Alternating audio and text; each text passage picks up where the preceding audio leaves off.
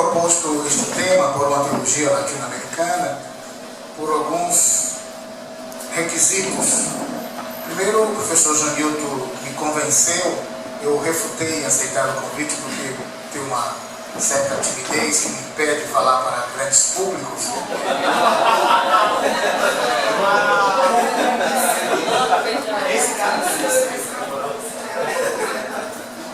Então, Janilton me persuadiu: você está escrevendo, está tudo aí, você está na... mais tranquilo. Então, esta luta desigual dominaste do Senhor. Então eu digo: muito bem, vamos lá, vamos tentar fazer esta conversa com vocês. A minha área de atuação, primordialmente, em primeiro lugar, é a teologia fundamental. Por isso, o que eu vou dizer aqui tem pincelada de teologia fundamental, eu não posso me afastar da teologia da revelação. Mas o que nós queremos aqui também falar, de trazer à tona, é um recordar a introdução à teologia. E essa introdução à teologia vai nos ajudar a passar também pela uma eclesiologia e uma cristologia. São estes os campos semânticos teológicos que nós vamos permear com essa provocação por uma teologia latino-americana. A história da teologia, alguns dizem que se confunde com a história da igreja. Mas se nós formos analisar a miúde, nós vamos perceber que a história da igreja dá uma grande envergadura à história da teologia. Mas a teologia começa muito antes da história da igreja, evidentemente. Por isso, por mais paradoxal que possa parecer, é verdadeiro o axioma que o termo teologia não nasceu na teologia. Que a teologia, com T minúsculo, não nasceu na teologia, a ciência teológica. Essa paternidade teológica remonta-se ao mundo grego, ou mais antigo ainda, remonta quando o homem pergunta pelo absoluto. Se alguém então me perguntar quando começa a teologia, eu diria: quando o homem pergunta por Deus. E aí ela começa. Evidentemente que eu não vou fazer aqui uma investigação étnico-filológica acurada no termo da história, vocês aprenderam isso muito bem em introdução à teologia.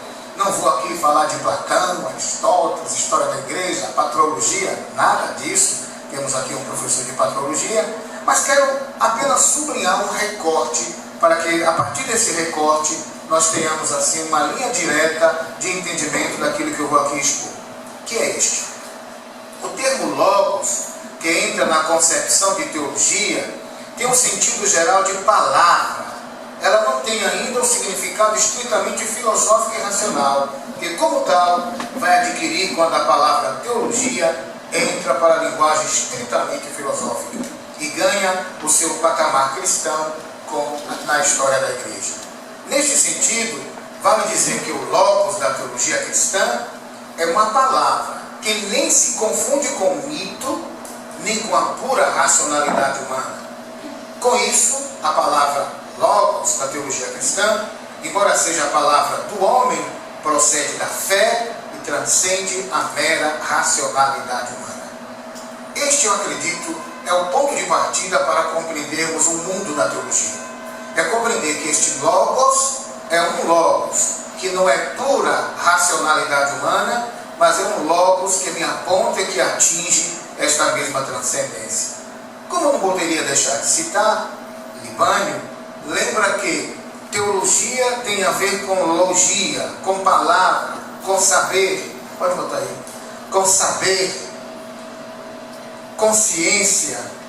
Coloca-se Deus e discurso humano. Significa um discurso, um saber, uma palavra, uma ciência de ou sobre Deus. Por que eu estou afirmando isso? Eu estou afirmando isso porque muitas vezes, no início, melhor, muitas vezes não, nós teólogos ou os aprendizes de teologia pode cair no medo de envergonhar-se de estar fazendo uma ciência sobre Deus. Ou então pode se apequenar de tal maneira de dizer que isso não se pode fazer, não se pode realizar. Pode-se sim.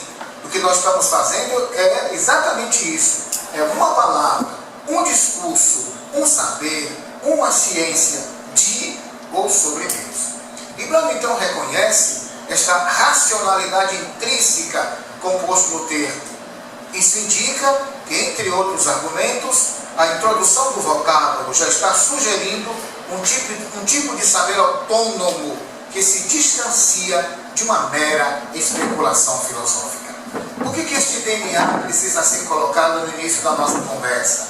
Porque o recorte, o nosso DNA, o nosso recorte, a nossa identificação, quando nós falamos logos ou quando nós entendemos teologia, é exatamente este saber, que alguns outros teólogos, e vai mais adiante, e dizem é um saber saboroso, é um saber sapiencial, é um saber do sentido, se quisermos ainda reduzir mais ainda esse termo.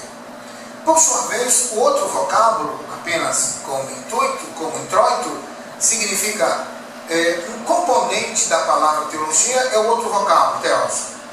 Pode ser pensado de maneira crítica pelos intelectuais gregos e de maneira acrítica pelo povo sem instrução, conforme um trabalho primoroso que nós temos em Salvador, que é o trabalho do professor Frei Honório, Introdução à Teologia, que diz assim: isso significa que os intelectuais usarão sobre os deuses em que creem uma linguagem diferente da linguagem do povo, que se contenta com seus mitos. No entanto, o termo theos, embora concebido a expressão de maneira mais crítica pelos filósofos intelectuais gregos, como termo religioso, aponta para a mesma realidade divina em que crê tanto o povo simples como os intelectuais. Se aqui nós tivéssemos que dizer, nós então diríamos spinozianamente que nós não estamos tratando de dois absolutos, não estamos tratando de dois transcendentes, mas onde quer que nós estejamos procurando a ideia de Deus, seja no mundo filosófico, seja no mundo teológico, essa ideia de Deus ela é única. Única não quer dizer uníssona, única não quer dizer única maneira de expressão, única não quer dizer que simplesmente vamos entrar num vocábulo que todos compreenderão a partir da mesma perspectiva, mas é único porque ele é justamente o contrário, é envolvente. E, sobretudo, quando este vocábulo ele entra na universidade ou na faculdade, ele é ainda mais conflituoso para dizer dinâmico, ele ainda mais continua sendo ainda mais desafiador. Se eu disser uma coisa para vocês não vão se escandalizar, mas universidade, faculdade, não é lugar da unanimidade, não é lugar simplesmente de pensar igual. A universidade é o lugar do conflito, do confronto, e nada melhor do que a teologia para que seja essa parceira do conflito e do confronto. Contudo, o conflito e o confronto sugerido pela teologia não se trata de uma mera racionalidade, uma especulação de termos onde a vaidade do especulador está em evidência, mas o conflito e o confronto trazido pela teologia em quaisquer circunstância está literalmente ligada à busca do sentido. Evidentemente, depois deste mais brevíssimo excursus, nós precisaríamos dizer então que a teologia é a ciência que estuda o absoluto, a luz da razão e da fé, como aprendemos. Mas nós precisamos nos reportar, por favor, Fábio. Nós precisamos nos reportar a esse axioma, que sempre foi um axioma que perseguiu o mundo da teologia. E o axioma é o seguinte: aquele que sabe não crê, e o que crê não sabe. O que foi isso? Isso é para dizer que o saber teológico nunca poderia ter sido sistematizado. Se eu quisesse ter uma ciência, se eu quisesse fazer algo que tivesse respaldo acadêmico, eu teria que renunciar ao crer.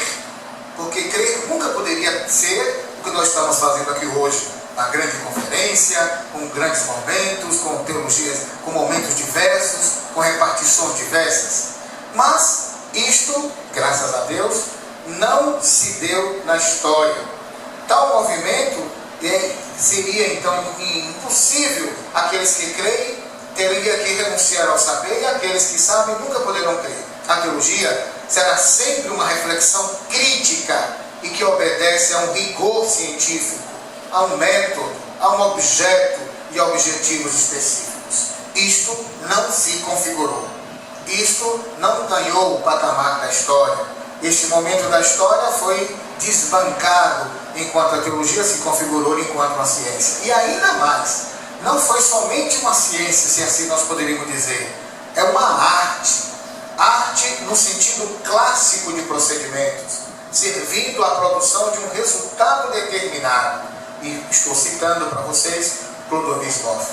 É a arte de apresentar ao mundo o objeto e o sujeito da fé, com o devido método e fazendo a necessária articulação com os elementos que a compõem. Numa palavra, a teologia como ato do teólogo reflete sobre a fé. Vista do aspecto do objeto, ela faz a ciência sobre Deus. A teologia, repito, numa palavra, a teologia como ato do teólogo reflete sobre a fé. Vista do aspecto do objeto, ela faz a ciência sobre Deus. Porque, como a própria etimologia nos ensina, a teologia reflete sobre toda a realidade que diz respeito a Deus. O termo Deus pode traduzir alguém que se auto-manifesta, se revela. Por isso, não faria a teologia o investigador que se colocasse em dissonância com o dado da revelação divina, porque a fé constitui a base fundamental da investigação científica, tanto como atitude de quem investiga, como também na qualidade de instrumento de investigação. Por que estou lhes dizendo isso? Vocês podem estar se perguntando. Não queremos falar por uma teologia latino-americana? Calma, isto é primordial. Numa perspectiva de conceitualização da teologia, João Batista Albani faz um levantamento da intuição de diversos autores. Traz próprio Clodovis, Congala, Torelli, Bruno Forte, traz diversos autores e um recorte vale a pena sublinhar. Insiste eles, é a ciência do objeto da fé, a ciência daquilo que é revelado por Deus e crido pelo homem. Esta acho que é a próxima slide, é a ciência do objeto da fé, daquilo que é revelado por Deus e é exatamente crido pelo homem. É este o movimento, aquilo que é revelado e aquilo que é crido. Aquilo que é revelado entre aquilo que é crido tem um vácuo histórico, tem um vão que precisa ser articulado. Este vão se chama linguagem, modos, pessoas, modos diferentes, especificidades, como assim nós queremos considerar. Todavia, diante de tantas tentativas de conceitualização, Libano assume uma definição da ciência teológica em consonância com Darlap. E neste sentido, afirma que a teologia é a reflexão metódica e crítica sobre o que vem exposto no anúncio da igreja, aceito no ato de fé, pelo qual o homem se submete à palavra de Deus. Eu não sei se vocês estão se dando conta, mas diversas vezes nós estamos sublinhando que é uma articulação e uma reflexão metódica e crítica. Quando estou citando crítica e colocando no tom da criticidade, eu estou entendendo o momento que se faz, se refaz, se apresenta, mas não se muda o DNA, não muda a identidade, mas tem a capacidade do famoso adornamento. E caso seja constatada esta percepção, é preciso averiguar que sua fonte de investigação teológica procede, visto que o teólogo não cria a sua teologia. É bom que nós pudéssemos parar aqui. Teologia de Frei Jorge, teologia de Santo Tomás, teologia de Santo Agostinho, teologia de Santo Irineu, teologia de São Basilão, teologia de São... Tem São Basilão? Não. acabou de ser nomeado. Teologia de. Então, no fundo, nós não estamos fazendo a teologia de Erasmus von Balthasar, teologia de Libânia, teologia de Padre José Raimundo. Essa teologia o teólogo não cria a sua teologia. Então, como nós faríamos isso? Como nós entenderíamos isso? Sua teologia. Como se fosse a partir de interesses comerciais, particulares. Mas o teólogo é investigador, intérprete de uma comunidade crente, de uma comunidade de fé, uma comunidade concreta e orante. Teólogo é um hermeneuta qualificado de uma comunidade orante e concreta de fé. Não é simplesmente alguém que faz especulações acerca de, mas ele está perfeitamente engajado. A partir daí, pode-se afirmar que o lugar geográfico é também lugar teológico. Pronto. Isto é um recorte importante.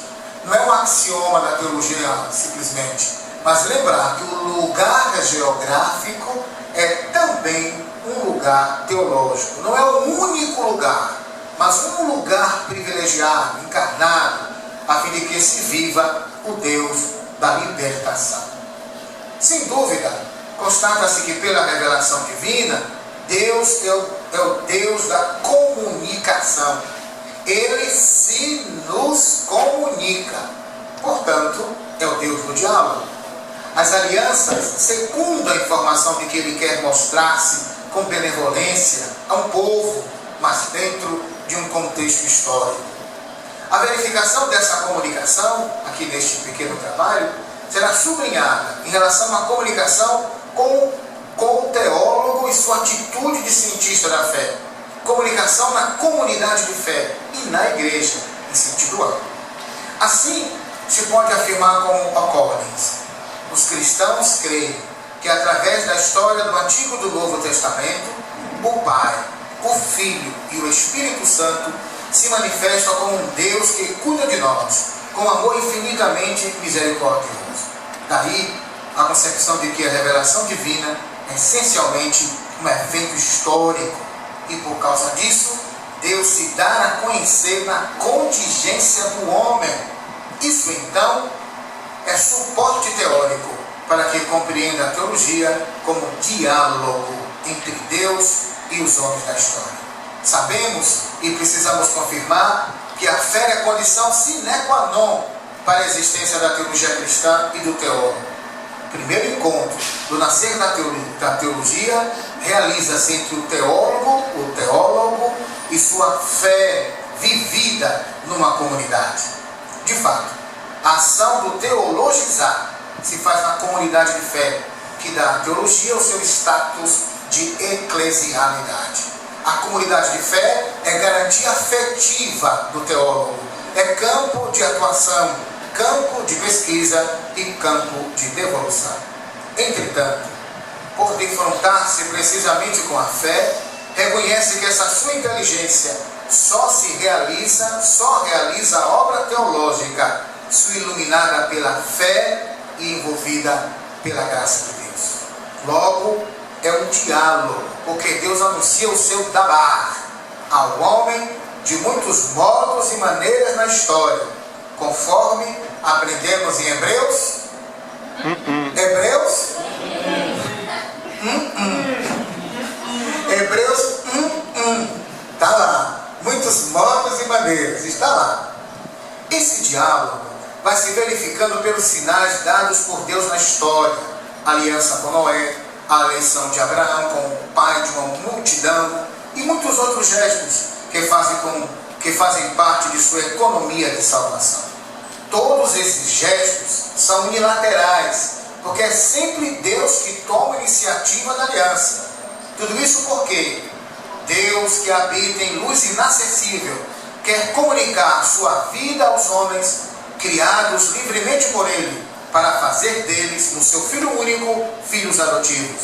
Ao revelar-se, Deus quer tornar os homens capazes de responder-lhe, de conhecê-lo e de amá-lo, bem além do que seriam capazes por si mesmos, citando aqui o Catecismo da Igreja Católica, número 52. Por causa disso, a teologia é um canal científico que certifica e possibilita um diálogo entre Deus e os homens e mulheres de cada tempo. Tal diálogo se desenrola na história, nas condições e nas exigências de cada época. É assim que o teólogo vai atualizando a teologia. Como perceber esses sinais? Como perceber tudo isso na historicidade? Como perceber essa comunicação de Deus? Como perceber esta revelação divina? Como perceber esta graça divina com as feições latino-americanas? Aqui nós chegamos o que pretendemos. Nós queremos exatamente assim, espero, dizer para as senhoras e senhores que este modo de Deus se nos revelar, esta aliança que Deus vai desembocando na história, esses intermediários privilegiados que são por ele escolhidos, como nós poderíamos compreender tudo isso com as feições latino-americanas? Aqui, sublinhando antes de tudo a reflexão de Clodovis Boff, quando tenta esboçar o seguinte: toda a teologia paga tributo a dois fatores. Nasce em um determinado contexto social e histórico, marcado sobretudo pelas condições econômicas e políticas. Assim, é preciso evidenciar em que condições nasce essa tal teologia latino-americana, tendo em vista os reclames sociológicos e econômicos do seu tempo, porque toda a teologia é forçosamente contextual. Toda a teologia é forçosamente contextual, mas à medida que a teologia fala desse Deus, atinge a todos. Portanto, é também universal. O que estou dizendo, senhoras e senhores? Eu estou chamando a atenção da particularidade da universalidade da teologia. Ora, como estou lhes dizendo de comunidade de fé, como estou lhes dizendo que o teólogo inclusive é engajado nessa mesma comunidade, enquanto a teologia paga tributo a esses dois momentos, contexto social e histórico, marcado por condições socioeconômicas e políticas, ela não, se assim não fosse, a teologia seria etérea. Estaríamos fazendo a teologia da eternidade e não a teologia para a eternidade. Mas, à medida que ela é contextual, ela é isso. Ela é desse momento. Mas, quando ela fala desse Deus, ela atinge a todos. Por isso ela é universal. Exatamente por isso, naquele primeiro momento, o teólogo não faz a sua teologia, a minha produção teológica. Ele está sempre ligado e prestando serviço à igreja como um todo. Porém, um novo conceito, e aqui estou falando já no seu coração, estou me aproximando para falar ao seu coração. Tem fundo musical? Não. Já estou aqui falando ao seu coração.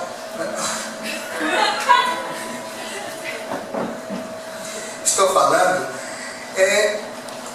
um novo conceito é trazido pela teologia assim chamada latino-americana, bem como traz um novo sujeito, na verdade no singular e não no plural. Esse sujeito se chama o pobre. O pobre. E dessa forma, muitos conflitos foram vividos, internos e externos, como também deram grandes contribuições à teologia de modo geral e à igreja de modo particular. E assim brota de novo uma pergunta muito provocante: como entender o conceito hermenêutico de praxis sem se distanciar do patamar teológico? É necessário, evidentemente, fazer uma conexão entre teologia latino-americana e praxis. E mais, como está a teologia latino-americana hoje? Por isso, mais que evidenciar o momento histórico, é preciso trazer às claras a vitalidade da teologia no momento odiero do contexto latino-americano. Vamos então a estes esse contexto histórico que nós precisaríamos agora acentuar. Qual é o contexto histórico que nós poderíamos pensar em uma teologia, no nascimento de uma teologia latino-americana? A ascensão do capitalismo, o término da Segunda Guerra Mundial, são os dois fatores históricos sociológicos que dialogam com o surgimento de uma teologia latino-americana. Desse modo, a teologia de alguma forma é impulsionada por esse processo histórico, político, econômico e social. Mas seu fundamento é bíblico. A saída do povo do Egito e a própria vida de Cristo, cuja missão foi libertar o ser humano do sofrimento e da opressão. Estou citando o professor Catão, cujo livro se intitula O que é Teologia Latino-Americana, São Paulo, 1986. O termo capitalismo e capitalista foi debatido e rechaçado por muitos grupos econômicos e religiosos. Não é, contudo, um termo de fácil definição. De tão ampla circulação, na fala popular e na literatura histórica dos anos mais recentes, seja usado de forma tão variada e não tenha gerado acordo quanto ao seu uso. No entanto, serve-nos a compreensão de que o capitalismo é um sistema econômico em que os meios de produção e distribuição são de propriedade privada e com fins lucrativos. E, a respeito do contexto sociopolítico, assim se expressa o nosso autor preferido, João Batista Libânio. O contexto social da América Latina caracterizava-se, no momento do surgimento de uma teologia latino-americana, por ser um continente oprimido e dominado por um capitalismo selvagem, tardio, periférico, dependente, politicamente instável, sofreu dezenas de golpes de Estado entre 46 até o processo de redemocratização na década de 80. Ideológica e simbolicamente era provocado pela Revolução Cubana e pela consolidação do regime comunista na ilha. Assistiu à criação e ao fracasso da Aliança para o Progresso, questionou radicalmente a hegemonia da ideologia desenvolvimentista da década de 50, com os estudos de sociólogos e politólogos, como chama assim Libânio do CEPAL. Este contexto evidencia outros fatores que propiciaram a irrupção de uma teologia latino-americana, entre os quais cita movimento revolucionário na cidade e no campo, figuras simbólicas de União Nacional dos Estudantes, a UNE, dentre outros. Já, sob o ponto de vista do magistério da Igreja, a figura e o pontificado de João XXIII, com as suas duas encíclicas, a Mater et Magistra Pacem Terris, a primeira sobre a doutrina social da Igreja e a segunda sobre os direitos do homem, deram grande impulso para o surgimento de uma teologia latino-americana. E, contudo, outros documentos vieram depois, bem como a encíclica Popular Progressio, a Gaudium et Spes, a segunda Constituição do Concílio Vaticano II. Mas não se pode aqui negligenciar ou brotar de uma grande liderança ou negligenciar uma grande liderança no episcopado brasileiro, a de Dom Helder Câmara, seja junto à CNBB ou ao seu ministério, enquanto arcebispo de Olinda e Recife, ou seja, enquanto figura importante do Brasil. Sem dúvida, outras lideranças chegariam também em tempo hábil, Dom Oscar Romero, Dom Paulo Evaristo Arnes, Dom Pedro Causadáliga. Tudo isso foi um humus fértil para que se falasse de uma teologia crítica e libertadora. Ainda tem outro momento histórico muito forte, a incursão da ação católica, o movimento de Natal. Tudo isso são elementos importantes que proporcionaram uma teologia latino-americana. E ainda na Europa, a obra de Jürgen Batista Metz, Jürgen Moltmann e sua Teologia da Esperança, e todos esses elementos são elementos favoráveis para um aparecimento da teologia latino-americana. Pronto. Paro aqui e digo a vocês de coração para coração.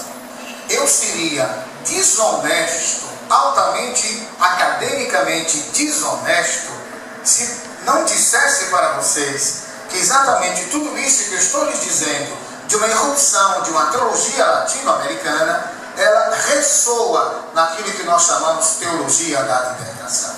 Contudo, é bom que nós não tenhamos medo de falar teologia da libertação por demonizá-la, ou pensar que é coisa... Ou então para que nós possamos interromper o nosso processo de ascensão eclesiástica, e também não tenha medo que isso não vai interromper absolutamente nada. É honesto que falemos que essa teologia latino-americana já existe. Eu não lá estou inventando. Não vamos esperar que ela aconteça. Ela aí está. Tudo isto que estou lhes dizendo corresponde exatamente a esse momento, a esse contexto que nós chamamos teologia da libertação. Quando eu fui fazer lá, apresentar o doutorado lá, o professor Gali, que é o professor diretor do doutorado lá na PUCA, ninguém chama PUCA, né? Chama UCA, Pontifícia Universidade Católica Argentina, mas ninguém chama PUCA, chama-se UCA normalmente. E aí ele me perguntou assim, sobre qual teologia da libertação você vai falar? Tá boa? Eu disse, é sobre essa que eu vou falar. Sobre esta boa teologia da libertação que eu vou falar. Então, de pronto, o professor Gali viu o esboço, o projeto, e ficou assim, ninguém nunca veio aqui falar sobre isso. É a primeira vez que alguém vai falar da teologia latino-americana, sobre o aspecto da teologia da revelação, falando de modernidade, pós-modernidade. Ninguém nunca ousou falar isso aqui. Você tem coragem de falar sobre isso? Se o senhor me aceitar, eu falo. Se o senhor me aceitar, eu falo. Então, estou falando até hoje e agora já estou no último capítulo. Não sei se presta, mas está no último capítulo. Inclusive, o que eu estou lhe dizendo aqui, muitas dessas coisas, elas estão lá no nosso tentativa de tese. Então, estes foram os elementos mais contundentes que contribuíram para que a obra de Gustavo Gutierrez encontrasse eco e se solidificasse em terreno latino-americano. Essa conjuntura social, econômica e política foi um terreno fértil para a edificação da teologia da libertação. Libânio, então, tem uma maneira simples de definir a teologia da libertação. Ele diz assim, é relacioná-la com a praxis libertadora dos pobres, plataforma fundamental para lançar ao ar diferentes expressões teológicas. Ela existe com duplo propósito: realizar cristamente a realização dos pobres e, nesse empreendimento, pensar a fé cristã. Articula vida, praxis e ação transformadora com fé, reflexão teológica e experiência de Deus. Dois universos que se conectam. Esta é a grande intuição de João Batista Libânio. Assim sendo, me interessa nos dizer que depois desse contexto, pode passar aqui, se também já passaram, Edson também, interessa nos dizer exatamente isto que está agora exposto para vocês. Não é teologia latino-americana no sentido que sirva somente para este continente. É chamada a levar sua contribuição para toda a igreja, e de fato já o está fazendo, não só pelo interesse que desperta e por sua dupla difusão nos meios cristãos da Europa, Estados Unidos, e pelos teólogos terceiro-mundistas da África e da Ásia, fato inédito na produção teológica latino-americana. Na verdade, esta intuição é de Segundo Galileia, que diz que o mesmo Segundo Galileia cunha este conceito de teologia da libertação, buscando um ponto de encontro entre a especificidade da teologia e sua união com o magistério da igreja, com a mestrinha. Por favor. A teologia da libertação é o sinal de um novo momento da história na América Latina. Apresenta-se com a originalidade de incluir como inerente a ela a situação histórica e a realidade social dos povos latino-americanos.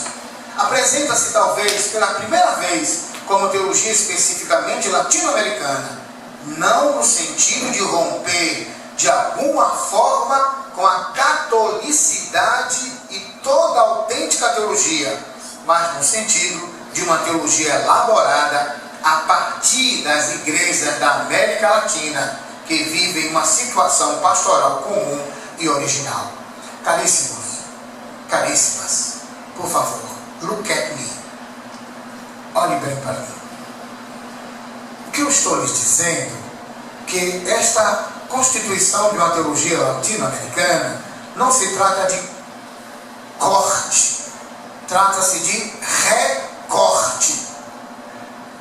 Não é corte com a teologia, é recorte. O que é recorte? É como se estivéssemos dizendo da teologia às teologias. Mas essas teologias, no plural, só poderão sobreviver, por assim dizer, uma vez ligada à teologia. Então, das teologias às teologias. A teologia latino-americana não é corte, é recorte. E se quisermos ir ainda mais adiante, é um recorte epistemológico.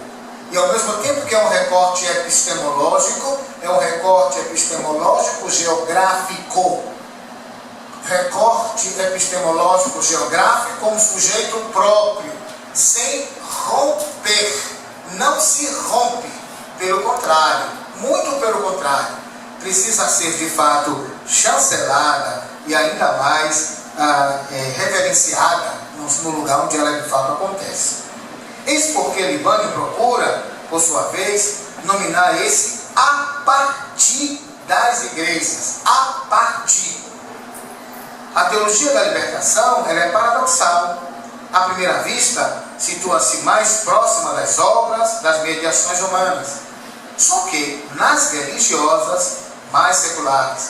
Mas, se aprofundarmos, percebemos que tem um toque baratiano. Não é em vão que protestantes estiveram em sua origem, juntamente com teólogos católicos. A teologia da libertação acolhe uma palavra transcendente de Deus na mais profunda fé, anterior a qualquer obra ou mediação humana que a interpela na pessoa do pobre. Todavia, o que sempre causou estupor é exatamente o vocábulo libertação. Quando eu fui para a Gregoriana, padre José Raimundo, o Jared Wicks, que era exatamente o decano, analisando o meu currículo, e tinha um seminário de teologia da libertação feito com Frei Honório. E aí ele disse: que é isso? Essa disciplina você tem que refazer. Mas você não tem essa disciplina, como é que eu vou refazer? Então ele bombou de fato com um seminário de teologia da libertação, como se nós não estivéssemos fazendo uma teologia católica inicialmente.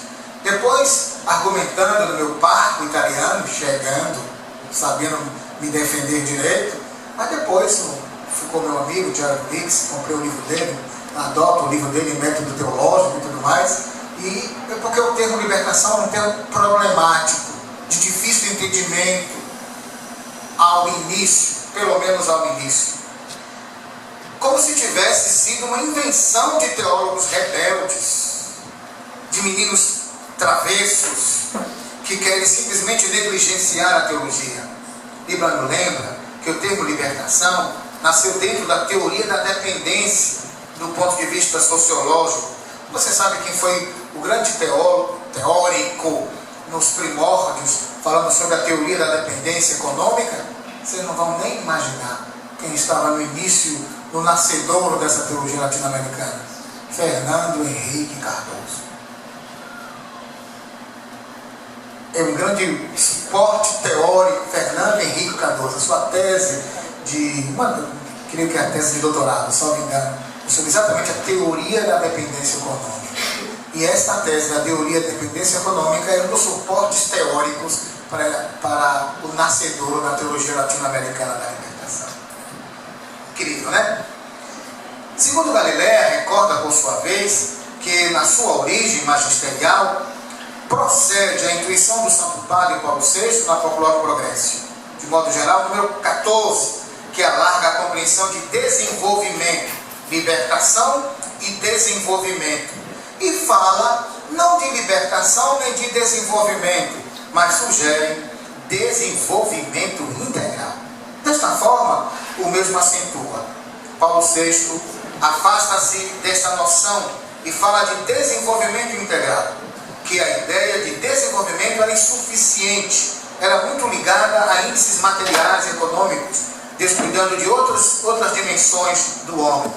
Desenvolvimento integral, em contrapartida, é a promoção do homem em todos os aspectos, incluindo também os éticos e religiosos. É, pois, todo o processo que conduz de situações menos humanas a situações mais humanas.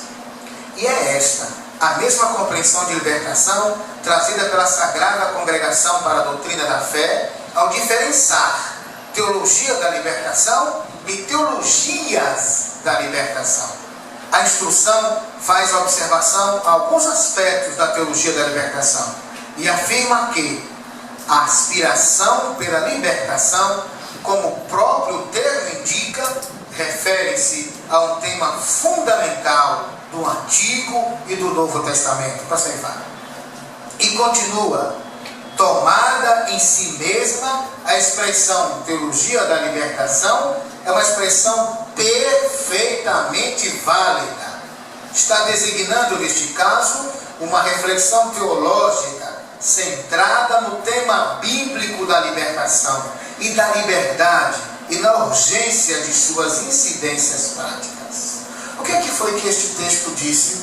Esse texto disse, em última análise, que toda e qualquer teologia é da libertação. Está dizendo isso. Não seria a teologia cristã a teologia da opressão. Toda e qualquer teologia é da libertação. Não existe outro caminho a ser desenvolvido. A teologia, então, traz com isso um resgate histórico e a inclusão de um novo sujeito nas discussões teológicas: o pobre. Porque toda a teologia da libertação é da libertação do oprimido. Do oprimido todo em corpo e alma. E de todo oprimido, do oprimido todo e de todo oprimido em corpo e alma, pobre, submetido, discriminado, etc. E este é evidenciado com um lugar teológico. Coloque em itálico. Um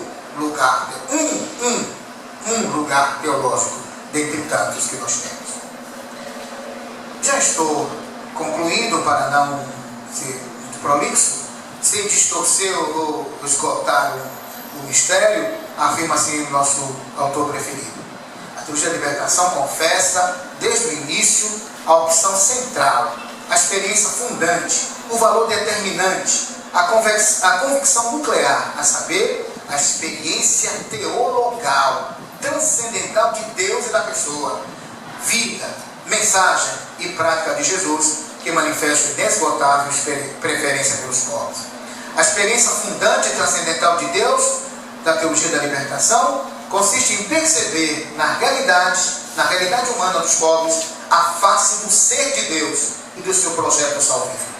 Deus se autocomunica à liberdade humana na realidade que escolhe, manifestando pela presença salvífica, sem perder naturalmente o caráter da absoluta transcendência e mistério. Por fim, passo ao último ponto, e nessa teologia latino-americana, que nós já sabemos que se chama teologia latino-americana da libertação, quais seriam esses contributos, quais seriam os conflitos vividos por essa teologia? Evidentemente, meus caríssimos, que toda teologia contribui com seu momento histórico. Ela não passa ilesa sem deixar um sinal. Logo, há um aprendizado recíproco, pois muito tem a ensinar, como também muito tem a aprender. Cito mais uma vez segundo Galiléia, que traz a reflexão no sentido de acentuar que a teologia da libertação trouxe uma memória crítica. Guarde essa palavra. Uma memória crítica, ou melhor, uma teologia crítica que constata a violação de direitos humanos e das injustiças, das servidões a que estão sujeitos as maiorias latino-americanas. E isto faz com que sejamos povos explorados, expoliados, mais do que povos atrasados. Dado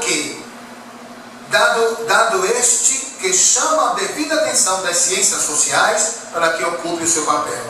A teologia se lhes oferece consciência crítica e ética de toda injustiça, de toda servidão, para que se tenha um impulso evangélico e uma mística que acompanha esses povos. E todavia, é importante considerar a ênfase de outra atenção, ou seja, aquela voltada para uma situação de pecado, que precisa de redenção e que está, por sua vez, cristalizada nas estruturas sociais, políticas e econômicas. Esta situação injusta ofende ao Criador, ofende à criatura, ofende ao projeto salvífico, é o não humano. Assim, refletir sobre a situação de pecado, porque passa ao povo de Deus, além de ser uma preocupação pastoral, é perfeitamente uma preocupação evangélica. Não se trata simplesmente de pastoralidade, mas se trata, antes de tudo, de evangelho.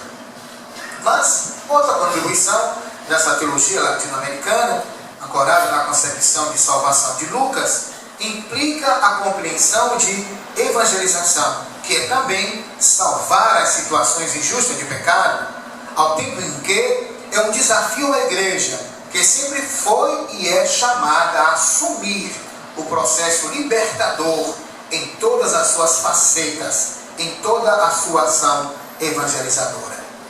Vá, caríssimos, não vos iludais. Uma coisa é certa, e disso vocês podem guardar de modo peremptório. Nenhum verdadeiro teólogo da libertação pretende que a libertação cristã se reduza puramente ao político e ao social.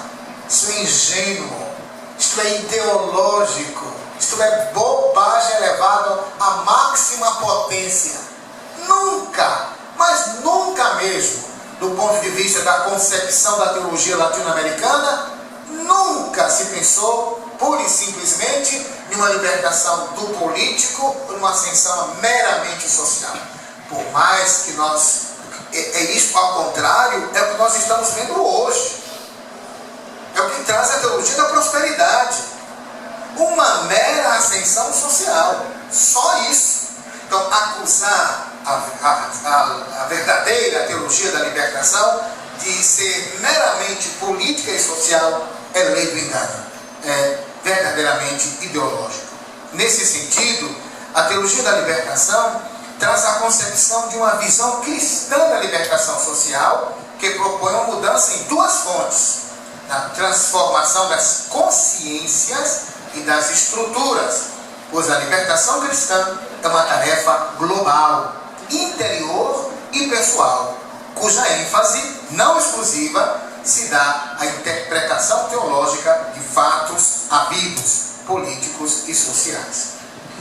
Já no nível da cristologia e da eclesiologia, conforme lhes prometi, a própria teologia da libertação aprendeu, está em processo de aprendizagem, e ensinou que é necessário passar de uma cristologia do Jesus histórico para uma maior valorização do Cristo pneuma, bem como passar de uma eclesiologia incipiente de experiências comunitárias para uma verdadeira eclesiogênese numa interpretação radical do poder e ministério da igreja.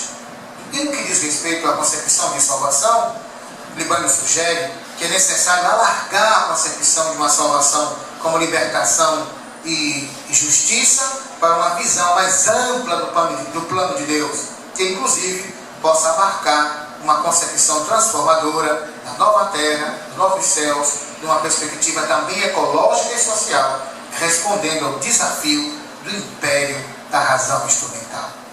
E concluo